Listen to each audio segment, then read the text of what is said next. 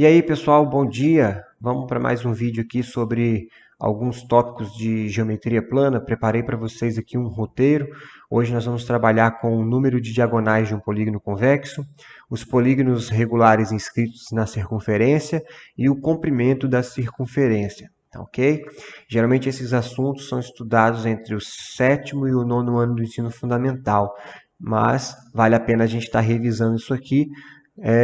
Para aplicações futuras no ensino médio, ok? Então a gente começa aí com o número de diagonais de um polígono convexo, né? O que seria então uma diagonal? Uma diagonal, ela é um segmento de reta que une dois vértices não consecutivos. Então acompanhe os exemplos que estão nessa telinha aí. Nós temos algumas figuras aí. Nós temos um quadrilátero, um pentágono, um hexágono e um heptágono.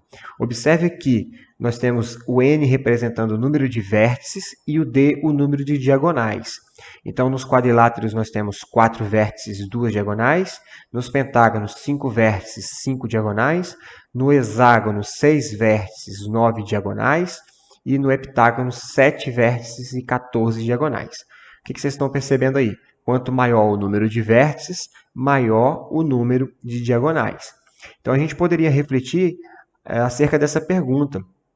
Você já parou para analisar uma maneira prática de determinarmos o número de diagonais de um polígono convexo qualquer?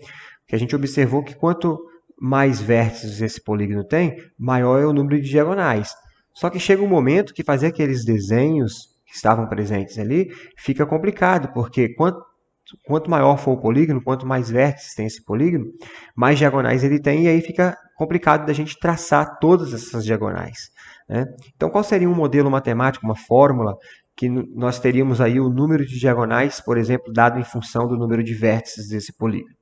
Tá ok? Então, eu convido vocês a dar uma olhadinha aí nessa telinha do GeoGebra, onde eu já pré-disponibilizei aí uma tabela com alguns polígonos e uma situação para a gente estar completando aí de forma intuitiva para chegarmos a um modelo matemático. Então, começando aqui pelo triângulo, podemos observar que o triângulo é uma figura geométrica que tem 3 vértices e ele é uma figura interessante porque, olha só, quantas diagonais partem de cada vértice?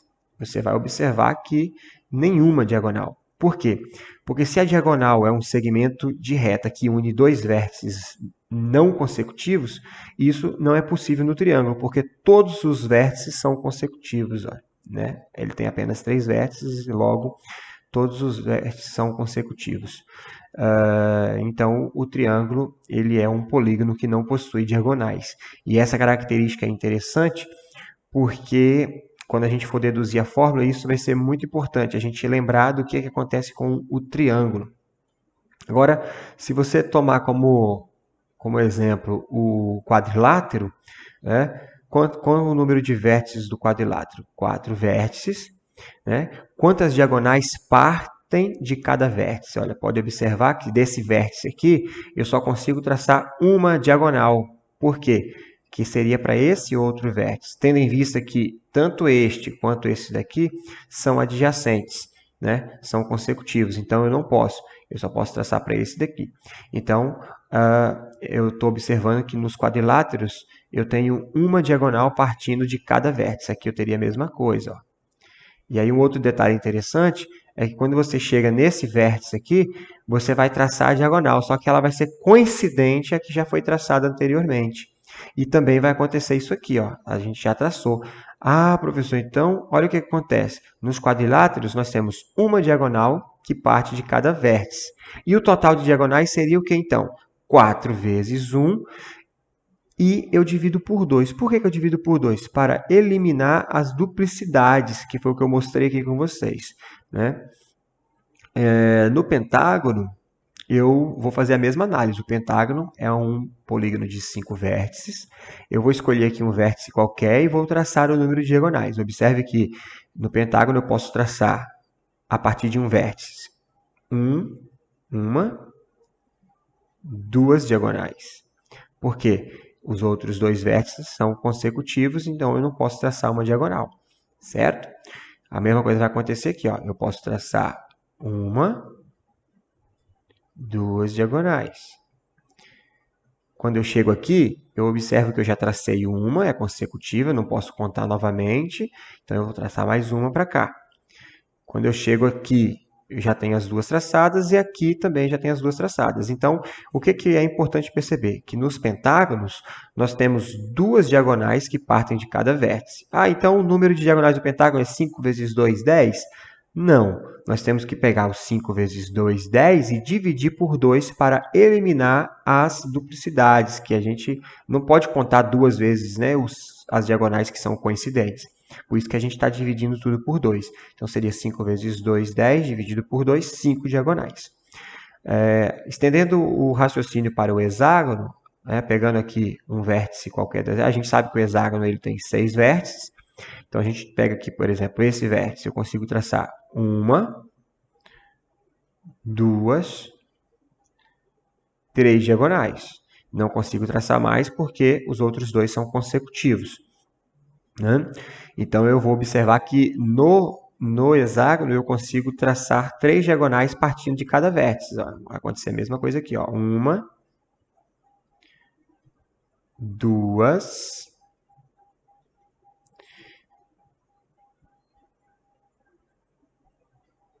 aqui, né?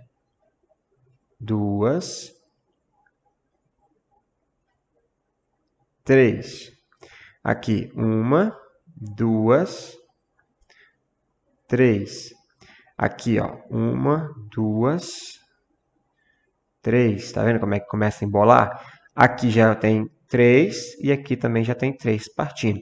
Então, no hexágono, nós temos aí 6 vértices, 3 diagonais partindo de cada vértice, então 6 vezes 3, só que eu tenho que dividir por 2 para eliminar as duplicidades. Bom, então tem um padrão que a gente está observando aqui nessa tabela, né? Se eu tenho um polígono de n lados, o que eu posso observar do número de diagonais que parte de cada um desses vértices? Então, se eu tenho um polígono de n vértices, né? Quantas diagonais partem de cada vértice? Lembra do triângulo? O triângulo tem 3 vértices e não parte nenhuma diagonal desses vértices, por quê? Todos são consecutivos, né? Agora, a gente tem que analisar o seguinte, que quando eu vou traçar uma diagonal, o que eu elimino? Eu elimino 2 vértices que são consecutivos e elimino o próprio vértice, porque eu não consigo traçar uma diagonal do vértice para ele próprio e nem de um vértice para um consecutivo. Então, é um padrão vocês observarem que a gente sempre vai estar excluindo 3 vértices do número total de vértices. Por isso que o triângulo não tem, porque quando você pega 3 menos 3 dá 0. Agora, já o quadrilátero, quando você pega 4 menos 3 dá 1. O pentágono, 5 menos 3 dá 2. O hexágono, 6 menos 3 dá 3. Então, de uma forma genérica, se eu tenho um polígono aqui de n lados, eu teria, então, de n lados, n vértices que seja, eu teria, então, n menos 3 diagonais partindo de cada vértice, né? E aí, por sua vez, eu teria o número de diagonais calculado por n, número de vértices, vezes n menos 3, o número de diagonais que partem de cada vértice, e a gente observou que nós precisamos dividir tudo isso por 2 para eliminar as duplicidades, eliminar as diagonais coincidentes. E aí a gente chegaria no final dessa fórmula aqui. Então, um polígono qualquer, nós temos aí a opção de usar a fórmula, né, genérica n vezes n menos 3 dividido por 2, tá ok? Essa é a fórmula genérica para calcular o número de diagonais de qualquer polígono convexo. Claro, é inviável ficar desenhando todas as diagonais, é mais rápido e objetivo calcular o número de diagonais em função ao número de vértices, já que foi possível observar isso aí na explicação. Beleza? Então, essa é a primeira etapa do nosso roteiro, ok? A segunda seria vocês identificarem aí os polígonos regulares inscritos na circunferência. O que é isso? Lembrando que polígono regular é todo o polígono que possui lados e ângulos congruentes, ou seja, todos os lados do polígono têm a mesma medida e todos os ângulos do polígono também têm a mesma medida. Essa é a característica, a definição de um polígono regular. Beleza? Esses polígonos, algumas vezes, eles podem aparecer para vocês em exercícios inscritos numa circunferência. Dá uma olhadinha aí. Eu tenho 3 exemplos. Olha, eu tenho um triângulo equilátero, um quadrado e um hexágono regular, todos inscritos na circunferência. Vocês podem observar que quando esses polígonos estão inscritos na circunferência, todos os seus vértices estão localizados na linha da circunferência e o centro da circunferência vai coincidir com o centro desse polígono. E aí surgem algumas relações métricas interessantes para envolver aí a medida do lado, do raio e do apótema de um polígono regular. Eu devo ter falado aí uma novidade para muita gente, né? Apótema, o que é isso, né? Nós vamos ver agora. Então, veja aí, eu chamei de L a medida do lado do polígono regular, o R a medida do raio da circunferência e o A a medida do apótema. Então, o que seria o apótema? O apótema também é um segmento de reta. É um segmento de reta que tem uma extremidade no centro da circunferência, no centro do polígono, e a outra extremidade no lado do polígono, localizada no lado do polígono, exatamente no ponto médio desse lado, ou seja, ele divide o lado do polígono ao meio, em 2 segmentos congruentes. E também a gente pode destacar que quando o apótema é traçado, ele vai formar um ângulo reto com esse lado, ou seja, o apótema é perpendicular ao lado desse polígono. Então, o que nós temos que fazer aqui? A gente tem que calcular a medida do lado e do apótema de um polígono regular em função do raio da circunferência. Essa é a ideia. Como que a gente pode escrever o lado e o apótema de um polígono regular em função do raio da circunferência que o circunscreve, né? Então, eu trouxe para vocês aí 3 polígonos para a gente estar trabalhando. O triângulo equilátero, o quadrado e o hexágono. Como que eu posso, de uma maneira intuitiva, estar mostrando para vocês a questão do cálculo desses elementos em função do raio da circunferência. Então, dá uma olhadinha aí no GeoGebra, vocês devem estar observando aí que está sendo projetado um triângulo equilátero inscrito na circunferência. É isso?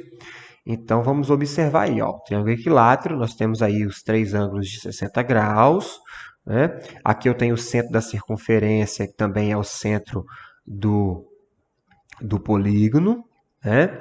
Bom, onde então estaria aqui os elementos que nós falamos anteriormente? Veja bem, aqui eu tenho o lado, o L, né? O lado do polígono, o lado do triângulo.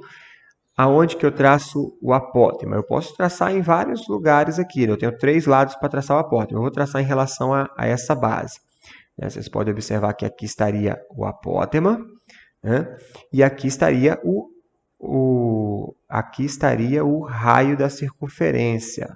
Ó, cadê? Desculpa aqui, peraí. Aqui estaria o raio da circunferência. Então, ali eu tenho o apótema e aqui eu tenho o raio da circunferência. E aí a gente já consegue destacar aqui um triângulo importante, ó, um triângulo retângulo que surgiu aqui dentro. Ó. Por que retângulo? Porque, como eu havia dito aqui, né, o apótema ele é perpendicular em relação à base desse polígono. Eu posso destacar esse triângulo aqui, ó, um triângulo T1, né, esse triângulo retângulo.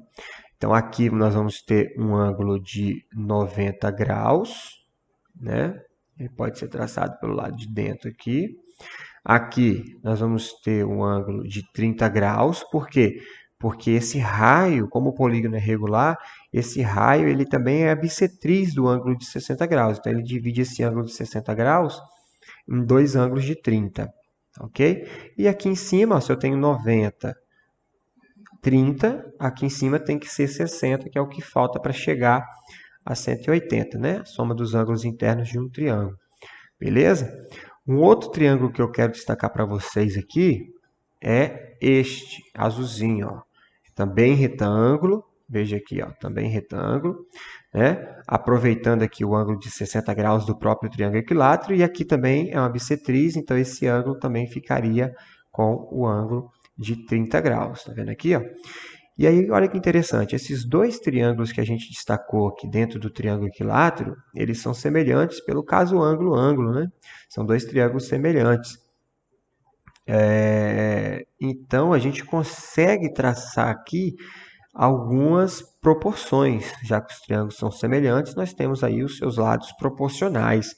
E a partir desses lados proporcionais, eu consigo aí estar desenvolvendo a medida do lado e a medida do apótema em função do raio da circunferência. Esse pedacinho aqui, ó, esse cateto do triângulo T1, ele mede exatamente o quê? A metade do lado do triângulo equilátero, porque eu falei para vocês que o apótema ele toca aqui no ponto médio. Então, esse pedacinho seria L sobre 2. E esse outro pedaço aqui também L sobre 2. Olha lá. E esse segmento todinho aqui, ó, veja que ele é a altura do triângulo equilátero e, coincidentemente, também ele é a altura do triângulo T2. Né? Então, vamos deixar aqui como H. Lembrando que é a altura do triângulo equilátero. Né?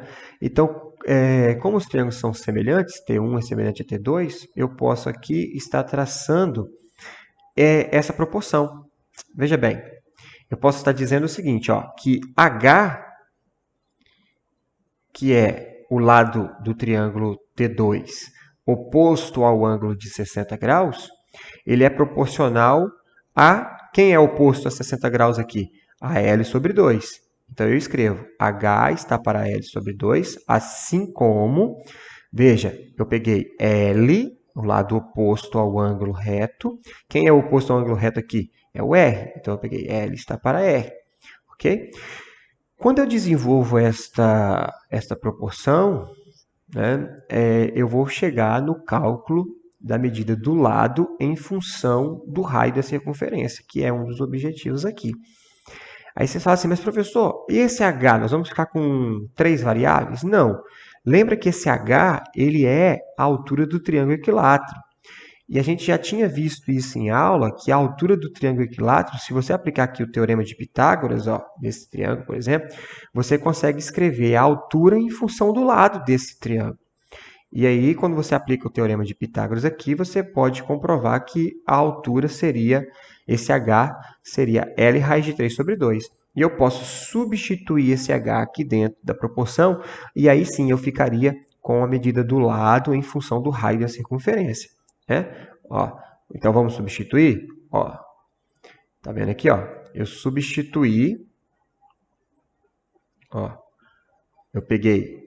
Não, aqui não, desculpa. Eu vou substituir. Eu vou pegar e vou substituir aqui, ó. Isso aqui, ó. Tá vendo?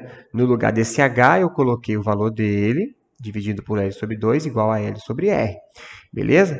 Agora, eu vou estar aí fazendo a divisão. Ó. Repete a primeira, multiplicando pelo inverso da segunda, né? Ficaria como? Ficaria dessa forma aqui. Ó. Tá vendo? Repete a primeira, multiplica pelo inverso da segunda. Ficaria L raiz de 3 sobre L. Né? E aí, como esse L aqui e esse L são iguais, e é uma divisão, né? Eu posso estar fazendo a divisão entre eles, e aí ficaria o quê? Ficaria raiz de 3, né? Ficaria raiz de 3 igual a L sobre R. E aí, como eu quero achar o lado em função do raio, só multiplicar cruzado aqui agora, eu chego à conclusão de que o lado do triângulo equilátero, que eu represento no final como L3, é igual a R raiz de 3. Então, eu consegui aqui escrever o lado do triângulo equilátero em função do raio da circunferência na qual ele está inscrito. Beleza? Uma vez que eu sei que esse L aqui vale R raiz de 3, se eu pegar nesse triângulo pequenininho, por exemplo, aqui, e calcular o teorema de Pitágoras, olha lá, ó, calculando o teorema de Pitágoras, eu posso determinar agora a medida do apótema em função ao raio. Por quê? Porque o L, eu já tenho ele em função do raio. Então, quando eu desenvolvo o teorema de Pitágoras, eu vou observar exatamente isso. Né? Veja aqui, ó. No lugar do L, eu já coloquei R raiz de 3, né, ao quadrado, que é o valor dele aqui. E aí, quando eu desenvolvo essa continha, ó, o que vai acontecer? Ó? Ficaria Desenvolvendo aqui, ficaria r ao quadrado igual a ao quadrado mais 3r ao quadrado sobre 4, que esse 3r ao quadrado é o resultado dessa expressão aqui, certo? Continuando o desenvolvimento, ó, deixa o apótema isolado, né? E aí vocês estão observando aí o que vai acontecer. Agora eu tenho r ao quadrado menos 3r ao quadrado sobre 4. Essa subtração aqui vai dar quanto? Vai dar r ao quadrado sobre 4. Né? R ao quadrado sobre 4 é igual a ao quadrado. Então, quando eu tiro a raiz quadrada dos dois membros, eu encontro que o apótema do triângulo equilátero inscrito é equivalente à metade do raio da circunferência que o circunscreve. Beleza? Então, é isso que eu queria mostrar para vocês. Alguns exercícios vão estar trabalhando com essas ferramentas, com esses dados, né, de lado e apótema de um triângulo equilátero inscrito à circunferência. Então, essas fórmulas aqui, elas podem ajudar nesses exercícios, porque vocês já teriam aqui de forma direta a questão do, como eu posso estar falando, dessas medidas relacionadas a esses polígonos. Tá ok? Professor, e os outros polígonos? O quadrado e o hexágono acontece da mesma forma? Sim, acontece da mesma forma. Dá uma olhadinha aí agora no quadrado. Tá vendo aí? O quadrado, polígono regular, né? 4 ângulos retos inscritos em uma circunferência.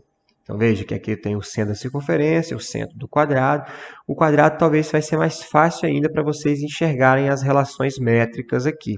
Ó, eu posso traçar o apótema, tá vendo aí? Ó? Esse é o apótema. Ó, né? Nós temos aí a medida L, né? Nós temos a medida L do quadrado, nós temos o apótema. E aqui eu também consigo destacar, eu tenho aqui a medida do raio, tá vendo? Medida do raio da circunferência. Aqui eu também consigo destacar para vocês esse triângulo retângulo que vai surgir aqui, ó, um triângulo bem interessante, tá vendo aqui, ó? Esse triângulo retângulo, né? Nós temos aqui o ângulo de 90 graus, tá vendo? E aí esse raio também é bissetriz desse ângulo original do quadrado, então aqui ficaria 45 e aqui em cima também 45. Né? Você pode observar que aqui tem 45 graus, ó. E aqui também nós teríamos 45 graus, beleza? E esse pedacinho aqui, ele é o quê? A metade do lado do quadrado, então a gente pode escrever aqui L sobre 2. Agora, é bem intuitivo, né? Vocês estarem enxergando que o apótema do quadrado, ó, como esse triângulo aqui ele é isósceles, ele é retângulo e ao mesmo tempo isósceles, vocês podem estar observando que esses dois lados têm a mesma medida. Então, como a intenção é escrever o apótema e o lado em função do raio, inicialmente eu posso dizer o quê? Que o apótema vale L sobre 2. Né?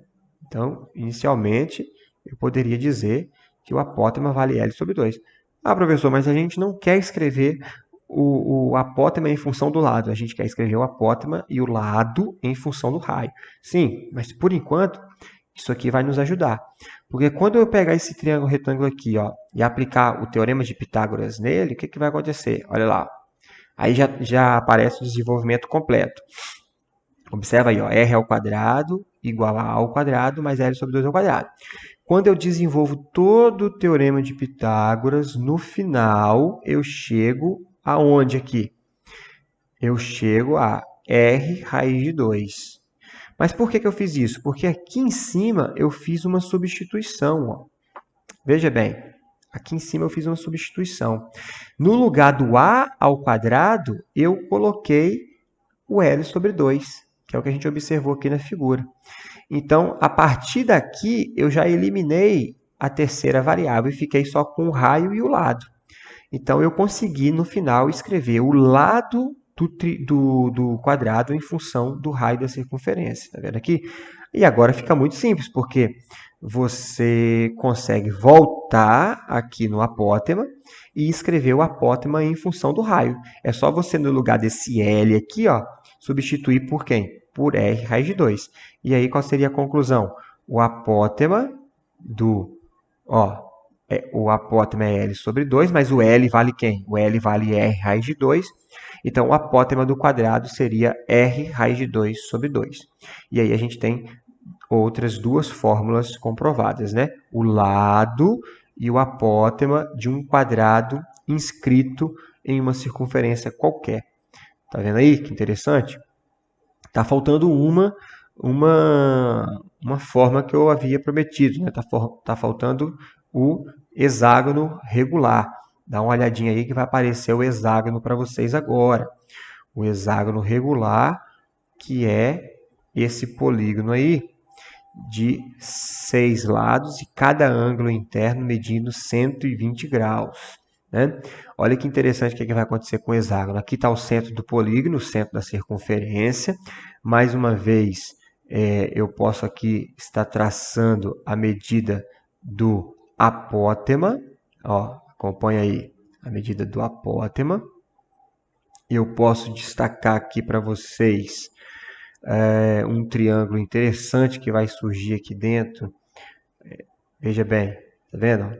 Olha esse triângulo azul. Ele é interessante porque, olha só, que medida é essa aqui que eu estou passando a mãozinha em cima, ó, o mouse, ó? É a medida do raio. Que medida é essa aqui? A medida do raio. E aí, olha que interessante, como esses raios aqui, eles são bissetrizes dos ângulos, já que o polígono é regular, eu posso afirmar que aqui e aqui vai surgir um ângulo de quantos graus? Vai surgir ângulo de 60 graus. Ó, dá uma olhada aí. E lá em cima também, né? Consequentemente, aqui também vai ser um ângulo de 60 graus. E aí, olha que interessante. Esse pequeno triângulozinho aqui, ele é um triângulo equilátero. Então, peraí. Se aqui é R, aqui também é R, esse lado aqui, que coincide com o lado do hexágono, também é R. Ou seja, a gente já consegue mostrar essa situação aqui, ó. Aqui vale R, aqui vale R, aqui vale R. Ou seja, a gente já consegue mostrar que o lado do hexágono inscrito na circunferência é igual à medida do raio dessa circunferência. Né? Não precisa de nenhuma conta para isso. Fica perceptível devido ao surgimento desse triângulo equilátero. Aliás, se eu fosse traçar aqui todos esses outros segmentos do centro aos vértices, eu observo que o hexágono regular ele fica subdividido em 6 triângulos equiláteros. Isso vai ser importante, por exemplo, quando a gente for calcular a medida de área, essas outras informações. Certo? Agora, destacar outro triângulo aqui para vocês. Esse triângulo equilátero aqui pequenininho, eu posso dividir em 2 triângulos retângulos congruentes, né? Como esse aqui, ó, que sobressaiu. Então, esse triângulo ficaria aqui com um ângulo de 30, com um ângulo de 90 e o próprio ângulo de 60. Né? E aí, essa medida aqui já não seria mais R, né? Essa medida aqui seria o quê? Seria R sobre 2, né? É a metade, ó, metade, R sobre 2. E aí, quando eu aplico o teorema de Pitágoras nesse triângulozinho aqui, né? Olha o que vai acontecer. Eu vou conseguir descobrir a medida do apótema em função do raio da circunferência. Ó. R ao quadrado igual a ao quadrado mais R sobre 2 ao quadrado. Aí aqui não tem mistério, é só desenvolver o teorema de Pitágoras e nós vamos chegar direto a esse resultado, que o apótema do hexágono regular, ele vale R raiz de 3 sobre 2. E o lado ficou intuitivo, né? Ele vale R, ok? Então, essas informações, elas são pertinentes, para que a gente possa estar aí calculando a medida do apótema e do lado de um polígono regular em função do raio da circunferência no qual eles estão inscritos. E aí a gente pode generalizar, vocês podem acompanhar aí na telinha, a gente pode generalizar, eu coloquei aí o triângulo, o quadrado e o hexágono e as fórmulas que nós acabamos de demonstrar com a utilização do GeoGebra. Bacana, né? Então aí a gente conclui a segunda parte do nosso vídeo. A terceira e última, bem rapidinho, vai falar sobre comprimento da circunferência. Pessoal, historicamente, o cálculo do comprimento da circunferência sempre foi feito a partir de uma comparação com o seu diâmetro. Para vocês terem ideia, os babilônios, há mais de 4.000 anos, eles estimavam que o comprimento da circunferência era o triplo do diâmetro. E essa razão, né, do comprimento pelo diâmetro ficou representada pela letra grega π, né, que hoje a gente usa como 3,14. Mas os babilônios usavam, né, como 3, porque eles consideravam que essa razão do comprimento pelo diâmetro era igual a 3. Eles achavam que o comprimento da circunferência era o triplo do diâmetro, né? Então, para eles, o π era igual a 3. Posteriormente, Arquimedes, que foi um dos principais geômetras, né, da antiguidade, ele conseguiu provar, né, a partir de um tratado matemático, de que o π era um número que estava entre essas frações aí, ó, 223,71 avos e 22 sétimos. E aí, se você pegar esses números aí e converter para números, se você efetuar essas divisões, vocês vão perceber que Arquimedes chegou aí muito, mas muito próximo do que a gente ainda usa nos dias de hoje, né, que é o π aproximadamente 3,14. Para vocês terem uma ideia, em 2002, uma equipe japonesa da Universidade de Tóquio conseguiu utilizar um mega programa computacional e eles determinaram mais de 1 trilhão de casas decimais do número π. E aí vocês têm algumas dessas casas. Então você vê o seguinte, que o π continua sendo muito útil quando a gente utiliza a aproximação de 3,14. Né? Então, uma vez que o comprimento da circunferência ele é dado pela razão do comprimento pelo diâmetro, e essa razão vale π, nós podemos aqui estar formalizando que o comprimento da circunferência dividido pelo diâmetro é igual a π, e o diâmetro, por sua vez, é o dobro do raio, então o comprimento dividido por 2r é igual a π, multiplicando cruzado, chegamos aí na forma do comprimento. O comprimento da circunferência qualquer é igual a 2πr. Então, o que eu aconselho? Se o exercício, seja ele qual for, não estiver sendo necessária a substituição do π, deixe na forma de π, que todo mundo vai entender que esse π aí ele é a razão do comprimento pelo diâmetro da circunferência. Em casos que se faça necessário a substituição desse valor, ou o exercício vai dar, use π aproximadamente tanto, ou se não der e for necessário a substituição, 3,14 já está de bom tamanho para a gente estar trabalhando aí com o valor aproximado de π. Beleza? Então a gente conclui a terceira e última parte do nosso roteiro teórico e aí fica aqui no final propósito para vocês aí 10 atividades, tem aí as 4 primeiras que você pode estar dando uma analisada nesse período, tentando resolver, né? E aqui estão as outras atividades. Beleza, pessoal? Então, espero que vocês consigam acompanhar esse vídeo, espero que vocês consigam compreender essas informações teóricas. Tudo isso que foi falado hoje, geralmente, ele é estudado entre os 7º e o 9º ano do ensino fundamental. Então, eu estou trazendo isso aqui como um complemento, porque lá no estudo da trigonometria, no estudo do cálculo de áreas, pode ser que essas informações de hoje aqui sejam pertinentes em algum momento. Beleza? Então, eu vou ficando por aqui e eu estarei marcando com os líderes um momento para a gente estar entrando ao vivo para estar fazendo a correção dessas atividades e do vídeo anterior que eu já havia proposto para vocês. Beleza? Desejo um bom final de semana a todos, né? E vamos utilizar esse tempo aí para estar praticando, esse tempo de isolamento social, vamos estar utilizando para estar praticando aí um pouquinho de matemática. Beleza? Até mais então. Valeu!